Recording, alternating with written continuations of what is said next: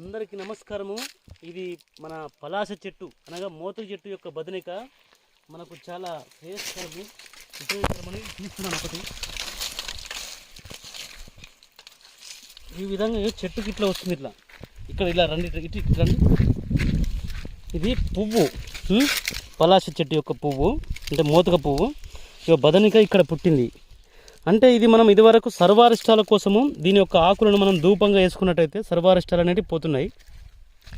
21 మూలికలలో మనం దీన్ని వేసుకున్నట్టయితే గ్రహశాంతులు, సర్వ పీడలు, ఇంటి లోపల నిద్ర పట్టకపోవడము, మనశ్శాంతి, ఇంట్లో అరిష్టాలు, దోడు, దరిద్రము అన్నిటినీ పారదోలేటువంటి పలాస ధూపం ఇది మనం తయారు చేసుకోవాలి.